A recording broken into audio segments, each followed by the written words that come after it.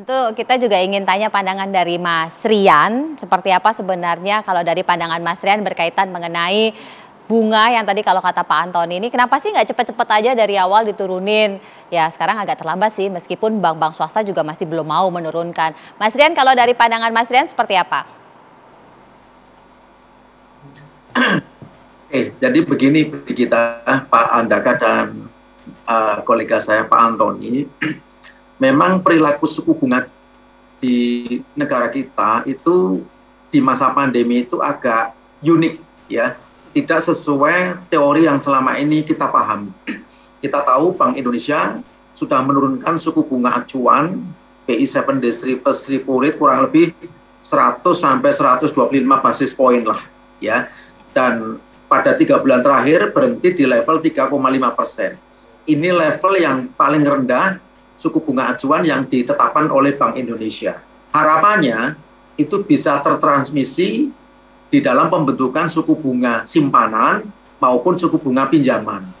Dan memang itu terjadi.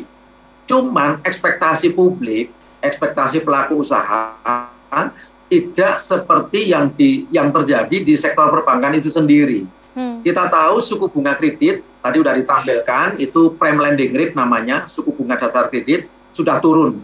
Bahkan untuk yang corporate banking itu sudah single digit.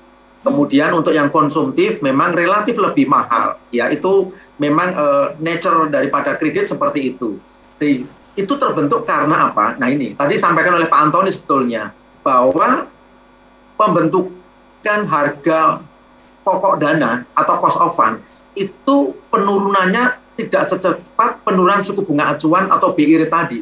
Ya, jadi cost of fund di perbankan sampai dengan paling tidak sampai dengan kuartal 1 kemarin memang sudah turun, cuman akselerasi penurunannya belum seperti yang kita expect. Tapi sebagai update terakhir ini di kita, minggu lalu saya sengaja ngecek ke beberapa perbankan, saya pura-pura mau buka deposito berjangka 3 bulan. Di luar perkiraan saya, suku bunga yang ditetapkan itu menurut saya itu sudah rendah banget. Saya masih ingat 2 tahun lalu kalau saya buka time deposit 3 bulan, itu saya masih dapat rate 5% sampai 5,5% per annum per tahun. Minggu lalu dipatok di berbagai bank himbara terutama itu 2,85%. Saya kaget. Suku bunga deposito berjangka 3 bulan sudah turun ke 2,85. Which is kalau itu kita bagi 12, saya dapatnya cuma 0 sekian persen per bulan. Nah, kemudian saya cek berapa harga kredit. Harga kredit untuk kredit produktif rata-rata sudah ada di range 8,5 sampai 9,5%. Which is sudah ke single digit. Sementara untuk kredit konsumtif, termasuk KPR ya, itu rata-rata memang masih double digit 11 sampai 13%. Tapi dibandingkan 2 tahun lalu, ini angka pembentukan suku bunga kredit, ya suku bunga kredit sudah termasuk premi risiko, itu sudah turun luar biasa. Nah, pertanyaannya ini yang juga mengganjal pemikiran kita semua, kenapa suku bunga simpanan sudah turun, suku bunga kredit sudah turun, permintaan kreditnya seret. Nah, ya, permintaan kredit seret. Nah, kami sering turun ke jalan, ya. Ke seluruh Indonesia sudah kami jajakin, kita ketemu dengan pelaku industri, ketemu dengan teman-teman Apindo, ya, dengan Pak Aryadi Sukamdhani, dengan teman-teman Kadin, Pak Rosan Roslani. Jawabannya apa? Nah ini, karena sisi demand, ya agregat demand di pasar, di sektor real, itu memang belum kuat. Saya tidak mengatakan lemah, belum kuat.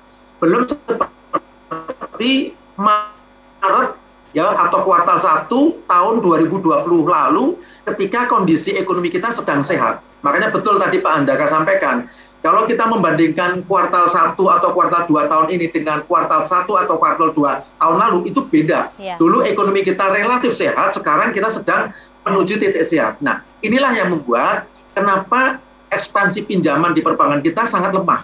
Secara year on year memang masih negatif. Tadi ditampilkan minus 3%. Tapi sesungguhnya Pak Andaka, Pak Antoni, saya agak gembira.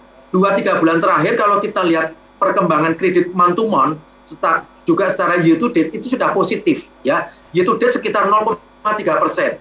Year to date itu artinya dari posisi 31 Desember sampai dengan paling tidak akhir Maret kemarin. Nah, itu selaras dengan mulai dilonggarkannya, ya ini dilonggarkannya policy-policy yang terkait dengan physical distancing, social distancing dan sebagainya. Orang sudah berani bergerak kemana-mana. Saya tiap akhir pekan bersama keluarga pasti ke Plaza Senayan, ke Senayan City, ke Pondok Indah Mall, dan itu 2 bulan terakhir udah mulai udah mulai crowd. Nah, saya meyakini di kuartal 2 ini, Brigita, pertumbuhan ekonomi kita juga akan naik sangat positif, mungkin sekitar 5%-an PDB kuartal 2 dibarengi dengan permintaan kredit. Saya yakin, karena beberapa orang saya cek sudah mulai berani menggunakan debit card maupun kredit card-nya. Yang kedua, mereka sudah berani katakanlah spending. Nah, ini yang saya yakin tadi Pak Handaka betul, konsumsi rumah tangga di kuartal 2 ini akan menopang pembentukan produk domestik bruto kita. Nah, di sisi lain kita juga tidak boleh mengabaikan begitu saja peran daripada capital market kita. Memang 2 minggu terakhir kita mengalami pressure ya, karena ada kekhawatiran suku bunga di Amerika Serikat akan naik ke menuju titik 2% bahkan mungkin ke 3%. Ini yang membuat terjadinya capital outflow sehingga IHSG kita turun dari 6.400 sekarang ke sekitar 5.900.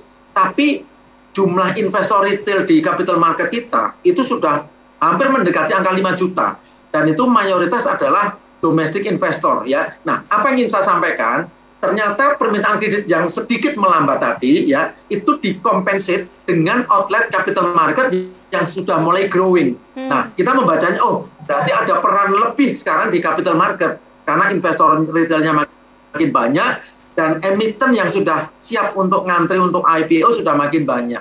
Nah, tambah satu lagi, beberapa korporasi besar saya cek juga sudah mulai ancang-ancang untuk menerbitkan bond atau obligasi. Nah, jadi kalau kita punya trisula, satu dari penerbitan saham, penerbitan obligasi, kemudian permintaan kredit. Nah, mudah-mudahan ini akan mengekspand real sektor kita lebih baik lagi. Tapi kuncinya satu Pak Handaka, Pak Antoni, mudah-mudahan game changer vaksin ini betul-betul sukses ya. Tidak ada lagi, mohon maaf, second wave ya, kita hindari. Maka kita yakin Pak Handaka, Pak Antoni dan saya, Brigita, berani keluar rumah, berani spending, berani nonton bioskop, berani ke mall dan sebagainya. Nah, konsumsi akan naik. Nah, nanti ujung-ujungnya apa? Bank follows business, bank follows industri. Kalau industrinya bergerak, saya yakin permintaan pinjaman atau kredit juga akan naik. Itu roadmap-nya seperti itu, Brigita.